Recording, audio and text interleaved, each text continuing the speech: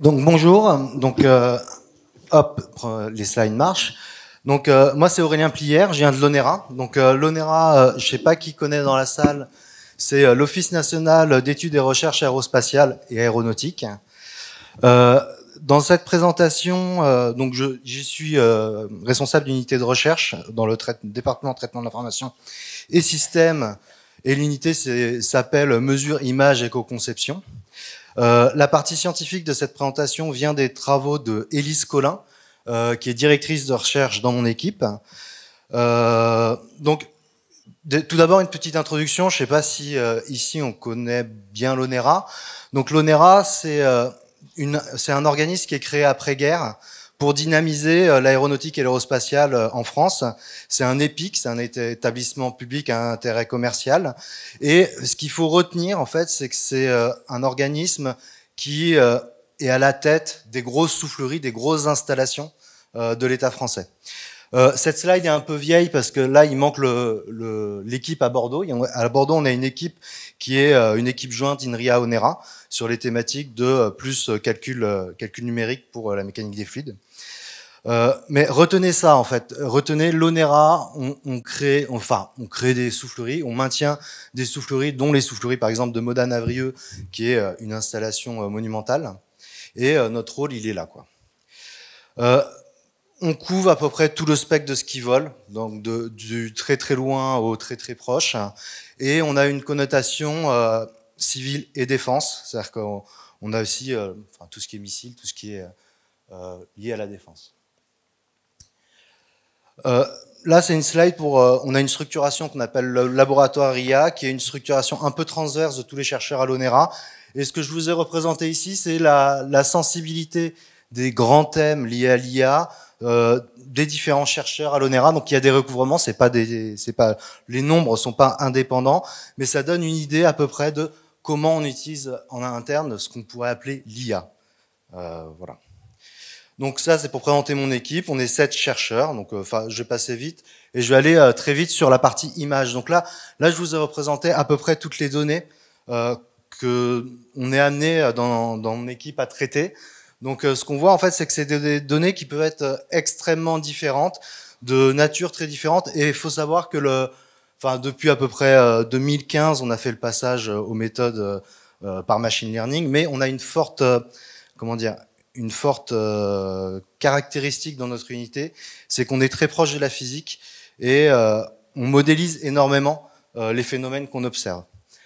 Donc pour faire assez rapidement, on va du très petit avec du microscope électronique à balayage pour l'observation, par exemple de microcristaux dans des structures métalliques pour savoir comment ils survivent à des efforts ou ce genre de choses, à de l'observation d'exoplanètes. Donc là, on est plus sur de la conception optique et compréhension de comment fonctionnent des capteurs pour aller chercher des tout petits détails dans les signaux, quoi.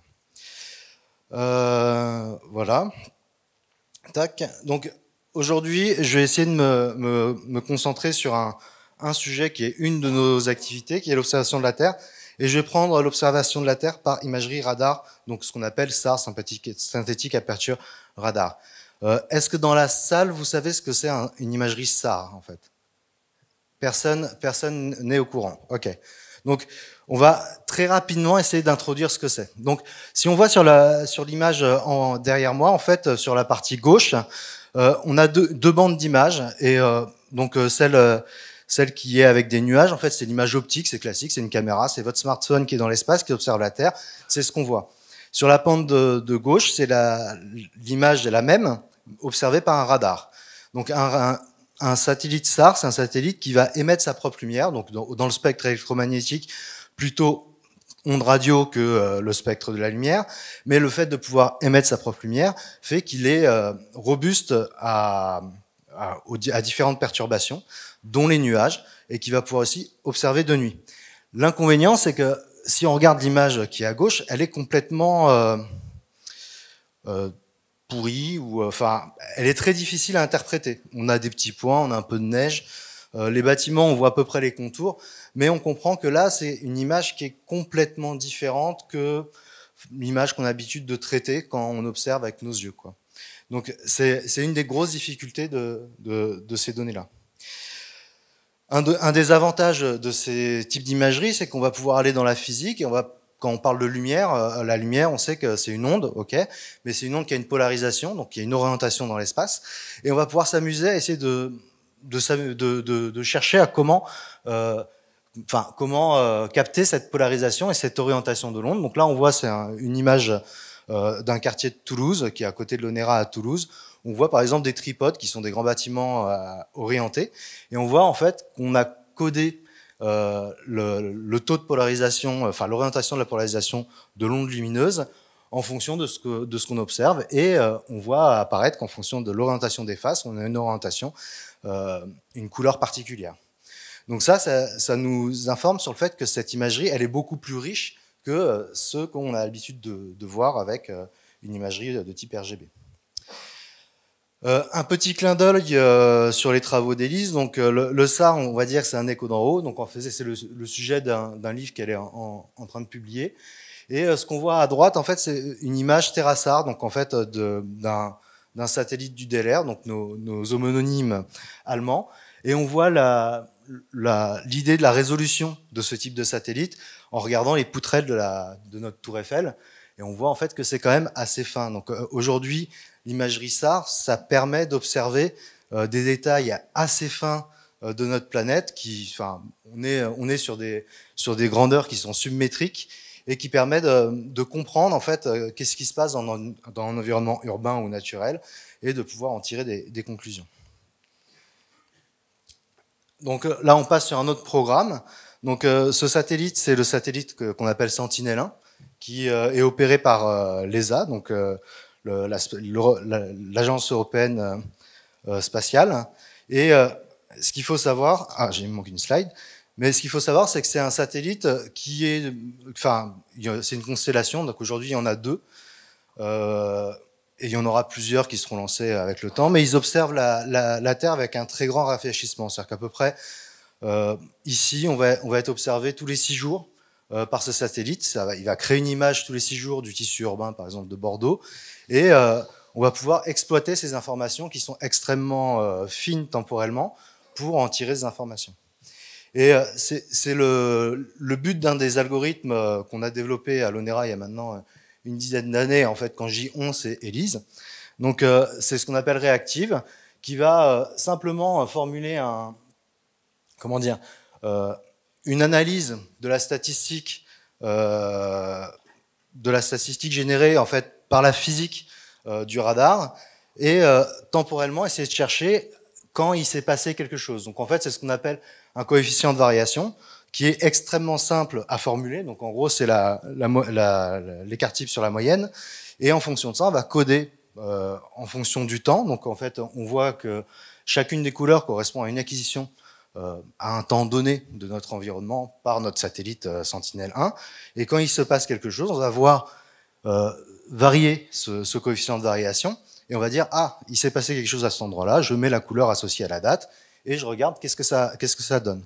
Donc là, par exemple, on a codé cet algorithme qui est extrêmement simple sur Google Earth Engine, qui est une solution extrêmement pratique pour voir à l'échelle assez large comment se comportent des algorithmes qu'on utilise. Et on peut voir ici en fait qu'on a une trace en fait de tout le trafic maritime mondial qui est facilement observable grâce à ce simple coefficient de variation qui code en fait quand un bateau est passé à un certain endroit dans notre observation. Ici, juste pour information, on a masqué ce qui se passe sur la Terre pour ne pas être perturbé d'un point de vue visuel et regarder uniquement ce qui se passe en mer. Une application très simple en fait d'un point de vue pratique, d'un point de vue utilisateur. On avait rencontré Ivar, qui est un collègue norvégien, et ils avaient un problème avec leur gendarmerie. Ils savaient pas quand un bateau qui sert on va dire pas d'outils pour la criminalité de leur côté, dans leur port, et ils savaient pas quand c'est qu'ils se déplaçaient. Et simplement, en utilisant ces algorithmes-là, sur une plateforme qui est open source, qui est Google Earth Engine, enfin qui n'est pas open source, qui est ouvert, on peut calculer ces coefficients de variation et pouvoir revenir aux dates où ce bateau il a été déplacé et combiner ça avec une enquête, pouvoir avoir des preuves supplémentaires d'une activité illégale. Une autre application, donc là on est dans le cadre, on va dire, du renseignement en source ouverte. Si on s'intéresse sur une mine, par exemple, une mine d'uranium, et qu'on fait ce genre de traitement, on va pouvoir estimer estimer assez facilement et toujours de manière assez rapide la quantité de terre qui va être pelletée. Donc là, après, si vous croisez ça avec vos connaissances de, en gros, combien il y a de machines et combien il y a de pourcentage d'uranium dans la terre qu'on pelte, ça vous donne une très grande information, de très grande précision sur qu'est-ce qui est en train de se passer et qui fait quoi. J'aime bien cette slide parce qu'elle regroupe un peu nos trois collègues de l'ESA, le CNES et le DLR. Donc l'ESA, c'est le Sentinel-1, donc c'est un imageur qui fait partie de Copernicus, où on a accès aux données de manière ouverte. L'inconvénient, c'est que c'est une résolution qui est de l'ordre de 10 mètres en empreinte au sol et qui est assez grossière. Ce qu'on peut quand même remarquer, c'est que là, on est en train d'observer un bout de Paris. C'est qu'on a quand même un signal de détection qui est assez net et on peut savoir quand c'est qu'il y a des grosses modifications de notre tissu urbain et en déduire une certaine activité. Par contre, on ne sait pas exactement situer quel bâtiment ou analyser en précision qu'est-ce qui se passe. Si on prend le satellite du DLR, donc cette fois-ci qui est un satellite commercial qui est opéré par Airbus Defence and Space, on peut avoir une résolution beaucoup plus grande à l'échelle du bâtiment. C'est-à-dire que sur ce type d'image, on peut savoir est-ce qu'il y a un échafaudage qui a été monté sur un bâtiment, est-ce qu'on a changé une toiture ou ce genre de détails-là.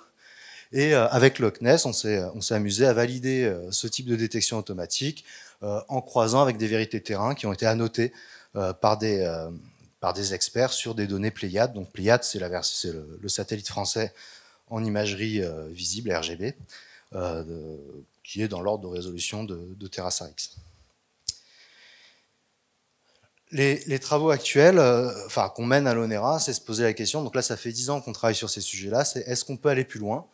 Et je vais aller assez rapidement dans la présentation de ces 3 axes de travaux. C'est juste pour un peu vous raconter l'histoire et vous faire comprendre en fait comment fonctionnent les chercheurs de notre côté. Donc le premier élément, ça va être le frozen background et le ratio de critères de variation. L'objectif, ça va être d'aller un peu plus loin que le simple composition colorée qu'on a montré, et essayer d'analyser par typologie les détections qu'on observe. Là, on est sur l'imagerie Sentinelle. Le deuxième, ça va être d'essayer de s'abstraire des mouvements saisonniers, par exemple, principalement pour des problématiques de glaciologie, où il y a des couverts neigeux l'hiver et pas l'été. Et pour finir, on va aller plus fin dans la modélisation de notre signal pour essayer de détecter vraiment des phénomènes qui sont extrêmement cachés dans notre donnée. Donc le but du ratio de CV, en fait, c'est d'essayer de discriminer les événements qui sont très saillants temporellement d'un événement qui est très variable et qui fait une sorte de bruit de fond. Et grosso modo, c'est ça l'idée. Ce qu'il faut retenir, c'est que c'est extrêmement, on arrive à détecter des pics d'activité extrêmement forts et ça marche assez bien. Je vous encourage, en fait, si vous voulez rentrer un peu plus dans les détails, à aller, soit au travers de LinkedIn, contacter Élise, soit essayer d'aller voir sur sa page Google Scholar, parce que tous ces travaux-là sont publiés et disponibles. Donc, en fait, vous pouvez avoir des détails un peu plus en profondeur. Donc là, c'était pour montrer pour montrer en fait l'intérêt de cette méthode-là. Elle a été appliquée sur un camp, un camp de réfugiés en zone mauritanienne. En fait, c'est une ONG qui nous avait contactés pour savoir est-ce qu'on pouvait avoir des informations sur à partir de quand il y a des mouvements dans ces camps de réfugiés, pour eux, de leur côté, croiser ça avec leurs données de terrain, valider les informations qu'ils ont, et ce genre de choses. J'insiste là sur un élément, c'est que toute la valeur de l'information qu'on peut observer par satellite, elle est toujours recoupée en fait par des données terrain, par des gens qui font autre chose, parce que c'est pas avec les 4 points qu'on a sur une image qu'on va en tirer une information de réelle valeur, mais ça peut confirmer une information, de dire ah il y a eu une arrivée à telle date, est-ce que on observe que le camp a augmenté à ce moment-là? Oui, donc c'est plus probable que c'est réel. Le frozen background, l'idée c'est de non plus s'intéresser à des éléments ponctuels, mais des créations. C'est-à-dire qu'en fait, il y a quelque chose qui a été créé, un bâtiment qui a été créé, après c'est stable avant, stable après, et un élément transitoire. Donc, grosso modo, c'est ça l'objectif. Ça fonctionne par seuillage un peu itératif de l'histogramme des contrastes de variation, des statistiques de variation temporelle, et on arrive à des résultats qui sont extrêmement utiles. Toujours sur notre camp de réfugiés, ça nous permet de savoir à partir de quand il y a eu des extensions et ça a été créé. Sur les aspects saisonniers, en fait, là c'est encore pareil, c'est des collègues, c'est plus glaciologues, donc en fait on a des anciens doctorants qui travaillent du côté de Chamonix et qui sont en relation avec par exemple des laboratoires au Pakistan où ils ont des gros problèmes. En fait, c'est ce qu'ils appellent des GLOF. C'est quand il y a un morceau de glacier qui tombe dans un lac glaciaire ou une rupture de lac glaciaire. En fait, ça crée des inondations, c'est très dangereux. Et c'est des informations dont ils aimeraient avoir un moyen d'anticiper un peu ce qui peut se passer. Et ils cherchent pour ça à évaluer les événements un peu saillants sur leur glacier. Donc là, on a simplement à droite la mesure réactive de base. Si on supprime les effets saisonniers dus aux chutes de neige, on obtient les cartes de droite où on met en valeur en fait les différents événements et on peut dater les différents événements sur le glacier de ce qui s'est passé. Et après, pareil, eux de leur côté, leurs géologues vont pouvoir en déduire des actions ou aller vérifier sur le terrain si c'est bien intéressant. Ce qui est important à noter, c'est que toutes ces informations-là, elles sont à moindre coût. Si on travaille sur Sentinel-1 et sur Google Earth Engine, on est sur des données qui sont accessibles à tout le monde et la question, c'est juste d'aller apporter notre problématique, notre valeur ajoutée, se poser de comment les utiliser correctement pour en tirer une information utile. Le dernier point, il est un peu particulier, ça va être utiliser en fait l'information polarimétrique parce que mathématiquement jusqu'ici, tout ce qu'on a fait exploite un seul canot polarimétrique de notre satellite. On est des scientifiques, on se dit on a plusieurs canaux, comment on peut aller dans une modélisation un peu plus fine pour tirer plus d'informations et aller plus loin. Donc mathématiquement, ça va se dire au lieu d'être sur une loi statistique monovariée qui est échantillée temporellement, on est sur une loi multivariée avec donc plusieurs canaux polarimétriques. Et c'est notre objectif va être d'essayer de trouver comment extraire de l'information. Donc là, si on fait une revue de littérature, donc je vous épargne un peu les détails. En gros, tous les 10 ans, il y a quelqu'un qui arrive avec un nouveau critère multivarié pour dire on a un moyen de détecter ce qui se passe en multivarié avec telle équation. Et Élise, en discutant un peu avec un collègue de Polytechnique, donc Razvigor, lui a formulé son problème et elle voulait rajouter une nouvelle méthode. Donc on avait passé les 10 ans, donc elle voulait rajouter la sienne des méthodes. Et son collègue Razvigor lui dit bah non, mais en fait tu peux faire ça de manière pour une infinité de familles de lois multivariées. Et ils en sont allés à formuler cette équation qui est un peu moche. Et ce qu'il faut en retenir, alors c'est que cette équation, ces travaux-là permettent de rassembler dans une famille infinie l'ensemble des coefficients de variation qui sont dans la littérature. Et en plus de ça, leur ont permis de converger vers des théorèmes qui permettent de borner en fait le comportement de ces coefficients de variation. Et ça, c'est extrêmement important parce que maintenant qu'on a ces bornes-là, on va pouvoir les utiliser. Et c'est ce qu'on a fait. Et en traçant, donc là, sur une zone côtière, toujours avec notre imagerie satellite Sentinel-1, en traçant les bornes min et bornes max de ces coefficients multivariés, on voit apparaître, par exemple, au niveau de la borne min, des signaux qui sont à une sensibilité de moins 30 dB. Donc, en fait, moins 30 dB, il faut bien se rendre compte, dans le monde du radar, et en particulier sur un Sentinel-1, on est en dessous des niveaux de bruit. C'est-à-dire qu'on observe, grâce à cette méthode, un peu de maths qu'on a poussé un peu dans ces retranchements, des phénomènes, des signaux qui sont en dessous des niveaux de bruit théoriques des capteurs. Donc ça permet, par exemple, là, ce qu'on voit, c'est les interférences, typiquement des radars d'approche ou des radars de batterie antimissiles sur un terrain. Un autre intérêt d'aller en profondeur dans la modélisation de notre phénomène physique, c'est de pouvoir se dire, si on a un phénomène de brouillage, est-ce qu'on ne peut pas aller s'amuser à détecter ce qui est en dessous? Et c'est plus ou moins ce que Élise essaie de montrer ici. C'est qu'en dessous de cette interférence, on continue à voir le passage d'un petit bateau dans l'image. Du coup, moi, j'aimerais finir cette présentation. J'ai choisi ce sujet de l'imagerie SAR en fait parce qu'elle est un peu particulière, et en particulier parce que je voulais prendre un peu un contre-pied, le monde de l'IA et de l'apprentissage profond. On en fait plein en fait. C'est depuis pas mal de temps, c'est intégré dans nos méthodes de travail.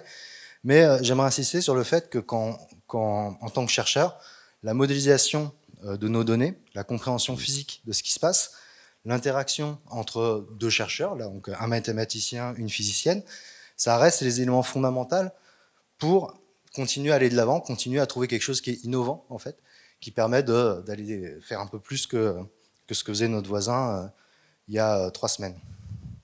Donc, je donne des cours à Saclay en IA, en apprentissage, et il y a vraiment un conseil qui rejoint un peu les discours de ce matin, c'est commencer toujours par regarder vos données, si vous faites une annotation, faites votre annotation, comprenez ce qui se passe, et le progrès passe par les heures passées à regarder les données et à manipuler en fait ce qu'on est en train de chercher à faire.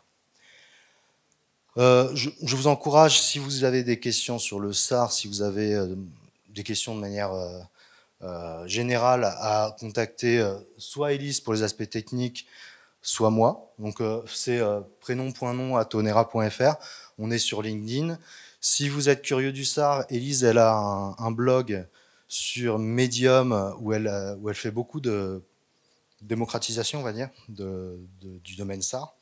Et du coup, si vous avez des questions, je vous encourage à la contacter. Donc voilà, merci. Merci beaucoup Aurélien.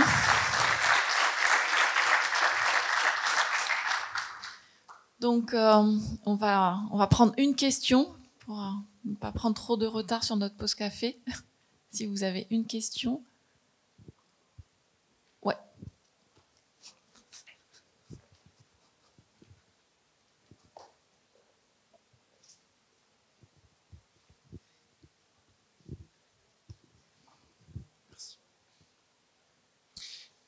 Merci beaucoup pour la présentation.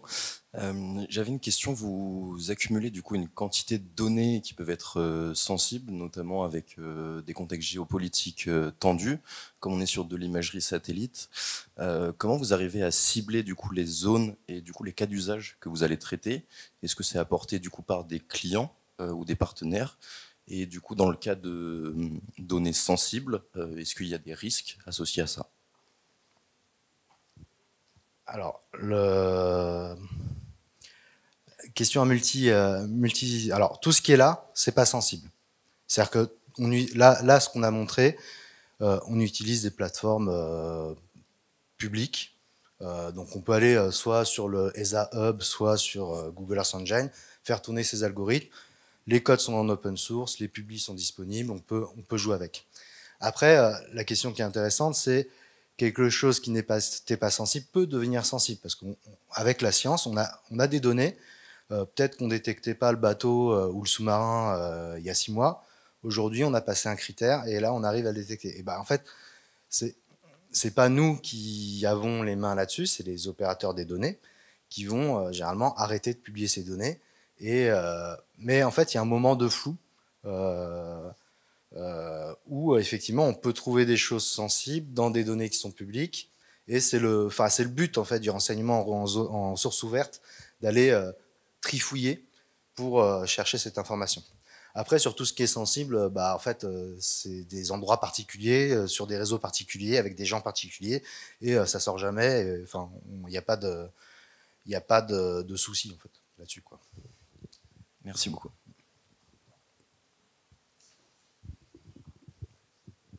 Très bien, merci beaucoup Aurélien. On va encore l'applaudir.